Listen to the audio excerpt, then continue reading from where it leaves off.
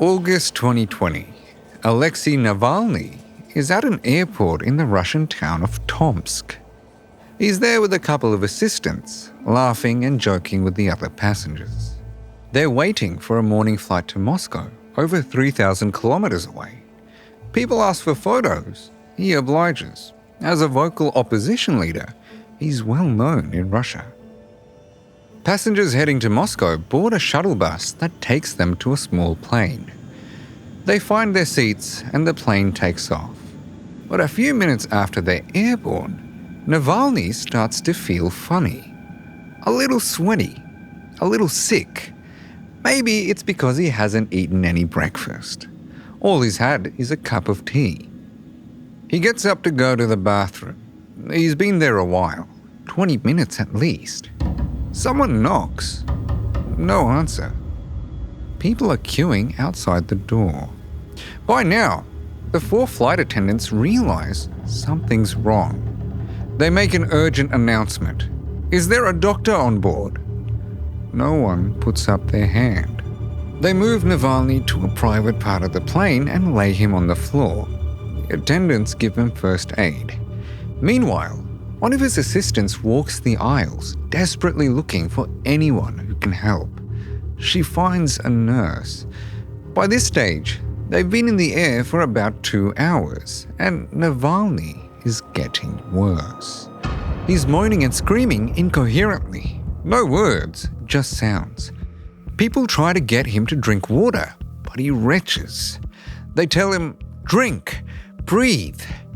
The plane's forced to make an emergency landing in Omsk, a large city in Siberia. Medics rush Navalny to a local hospital. They ask one of his assistants what's happened. She says, "I don't know. He was probably poisoned." Days later, Navalny's family has him transferred to a hospital in Berlin. He's alive, but barely. Doctors put him in an induced coma. He stays that way for 2 weeks. Navalny's assistant was right. He had been poisoned. German doctors tell him the toxin was from the family of nerve agents called Novichok, a finding confirmed by labs in France and Sweden. It's a Soviet-era chemical weapon, favored by Russia's spy agency, the FSB. And before them, the notorious KGB. Alexei Navalny survives. The attempt to kill him has failed. But if there's one thing Russian secret agents know, it's how to play the long game.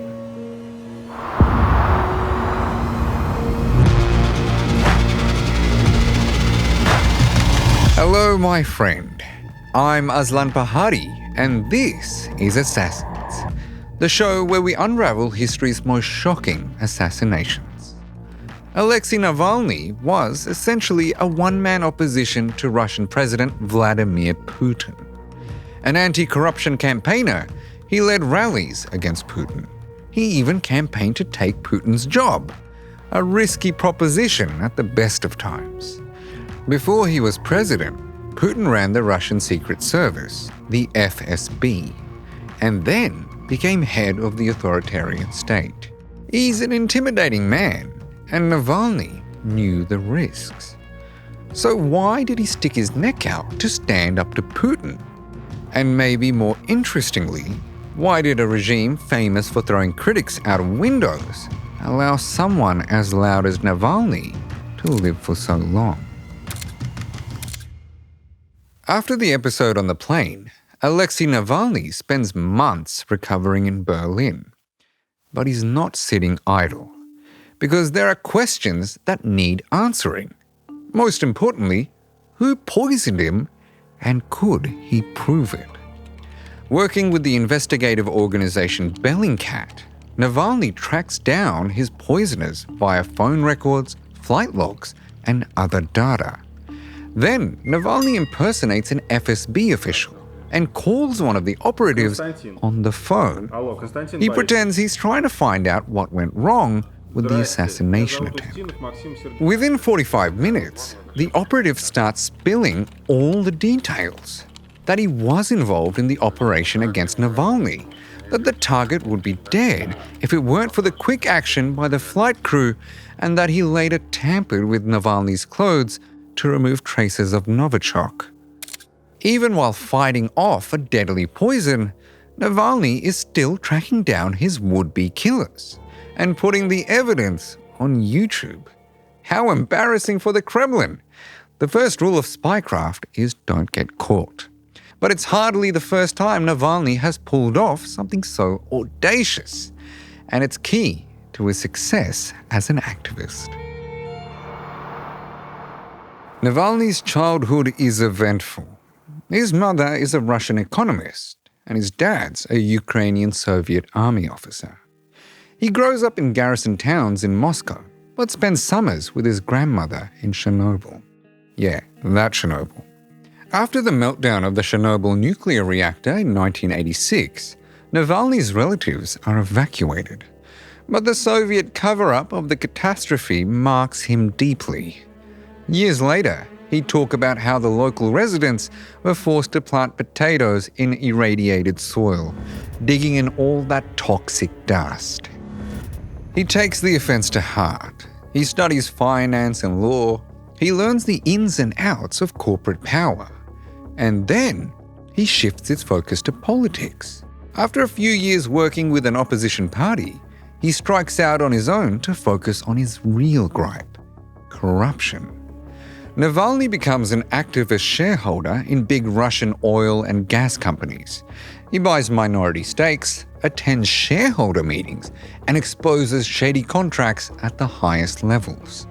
Imagine how popular that made him with the oligarchs. He posts all his findings on his blog. Remember blogs? And it gets big. Real big. Off the back of his popularity, Navalny creates a whole new organization, the Anti-Corruption Foundation. He brands Russia's ruling party the party of crooks and thieves. That slogan is widely used in the 2011 elections, in which the government's vote collapses. But it's Russia, so they still win. The European Court of Human Rights says the election was compromised and unfair. Thousands take to the streets in protest, and it cements Navalny as one of the most influential politicians in the country. He wants Putin out, but now he also wants his job. He runs for mayor in 2013 and wins just over a quarter of the vote, an astonishing figure in a state that represses dissent. But he doesn't win. A few years later, he campaigns for president. Maybe he's the man to topple Putin. But the next year, he's charged with embezzlement and fraud. The authorities try to put him in jail, and thousands rally in his support. Then, they decide to release him. Navalny and those in his circle assume he's being allowed to live only because to kill him would make him a martyr. But that doesn't mean the authorities do nothing. He now faces a decade-long pattern of being charged and released, or given suspended sentences, or jailed for short periods, or put under house arrest. The state says he is a criminal and an extremist. Navalny says Putin is simply testing the waters, seeing how the world reacts to the targeting of a dissident. Over the years, Navalny only becomes more prominent, and the threats become more physical. While serving a 30-day jail term for calling protests in which over 1,000 people are arrested, Navalny becomes gravely ill. His eyes and face swell up, rashes appear all over his body. He suspects he's been poisoned. The authorities take him to hospital for what they say is a severe allergic reaction and discharge him quickly. His personal doctor says it's suspicious and that his symptoms were definitely caused by some kind of toxic chemical agent. This poisoning occurs almost exactly a year before he's poisoned again on that plane to Moscow. Navalny's recovery from that Novichok poisoning was rough. He spent time on a ventilator, suffered neurological symptoms, and had a host of other issues, many long-term.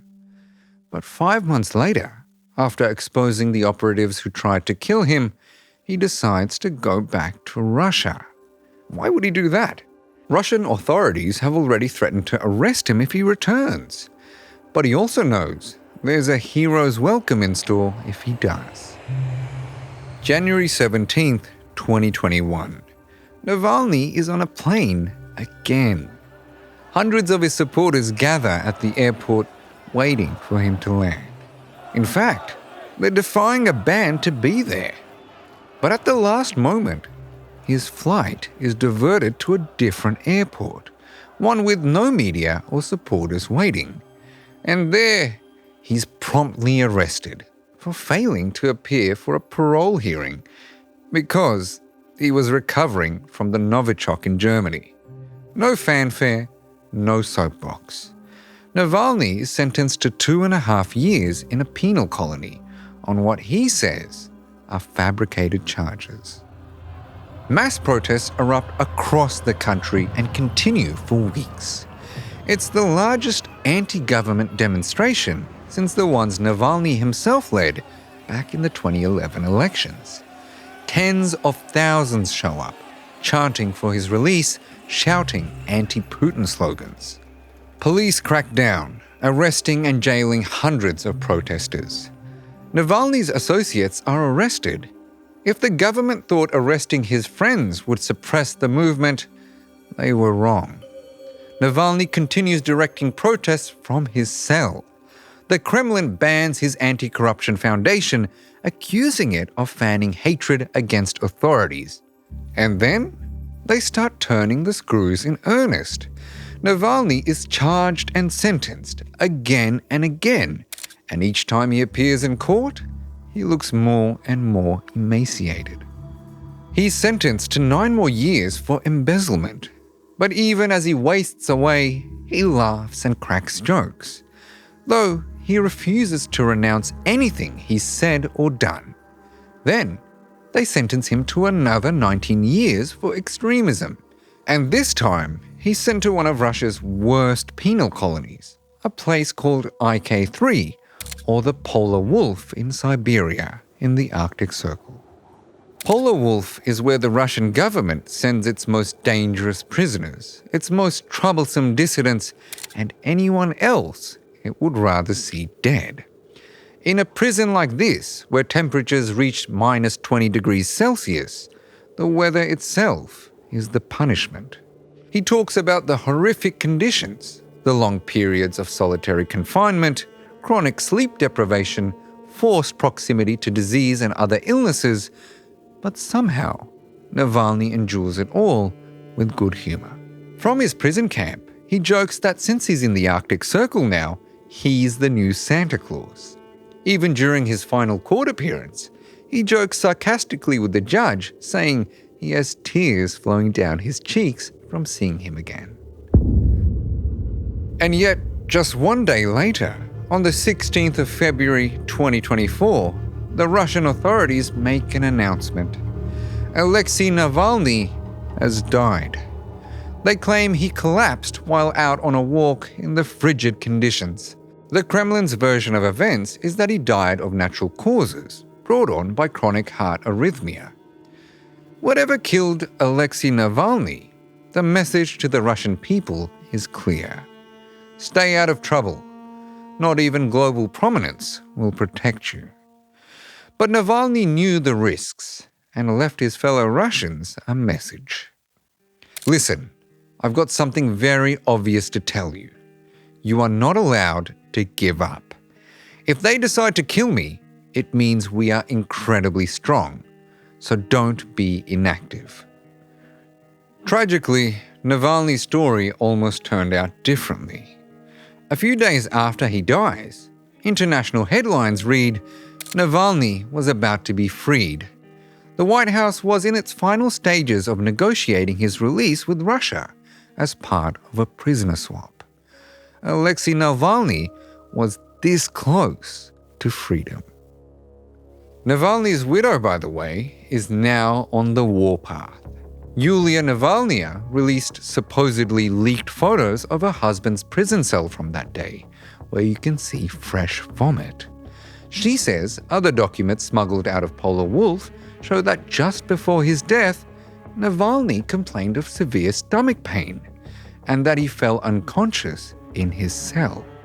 She even claims she obtained biological samples of him, which were then sent to independent labs outside of Russia. She says those results confirmed what she already knew, that he died by poison. Problem is, she hasn't offered any details. Instead, she's urged the labs themselves to publicly release their findings. But they haven't. Kinda weird, right? Whatever really happened, this story's not over yet. Thank you for watching, my friend. Are there any dissidents from your part of the world you think we should cover on the show? Let us know in the comments.